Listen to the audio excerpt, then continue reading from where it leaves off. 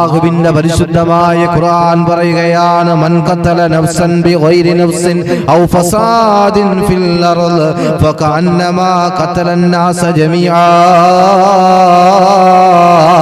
ഏതൊരു മനുഷ്യനാണോ അന്യായമായ ഒരു സഹോദരനെ കൊല ചെയ്യപ്പെട്ടത്, ആ മനുഷ്യനുണ്ടല്ലോ അവൻ ഒരു സമൂഹത്തെ ഒന്നടങ്കം കൊല ചെയ്തവനാ. അവൻ അല്ലാഹുവിന്റെ അടുക്കൽ അക്രമകാരിയാണ്.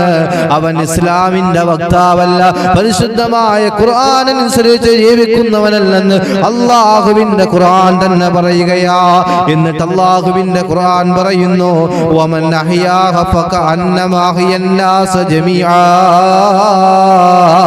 ഏതൊരു മനുഷ്യനാണോ ഏതൊരു സഹോദരന്റെ ജീവൻ നിലനിർത്തുന്നത്, ഏതൊരു സഹോദരന് സഹായിയായി മാറുന്നത്, അവൻ ഒരു സമൂഹത്തെ രക്ഷിച്ചവനാണ്, ഒരു സമൂഹത്തെ ചേർത്ത് പിടിച്ചവനാണെന്ന് പരിശുദ്ധമായ ഖുർആൻ.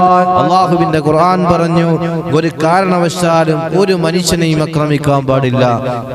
അങ്ങനെയുള്ള ഖുർആനിന്റെ വക്താക്കളായ ഇസ്ലാമിന്റെ വക്താക്കളായ ഒരു മനുഷ്യന് കൊലപാതകം ചെയ്യാൻ കഴിയുകയില്ല, ആക്രമണം നടത്താൻ കഴിയുകയില്ല. പ്രിയപ്പെട്ട സഹോദരങ്ങളെ, അങ്ങനെ ആരെങ്കിലും ആക്രമണം നടത്തി കഴിഞ്ഞാൽ അവനെ നമ്മൾ ചോദ്യം ചെയ്യണം, അവനെ നമ്മൾ മാറ്റി നിർത്തണം, അവനെ ഇസ്ലാമിന്റെ വിധികൾ കൊണ്ട് നമ്മൾ നേരിടണം. അല്ലാഹു ഈമാൻ സലാമത്തിലാക്കട്ടെ.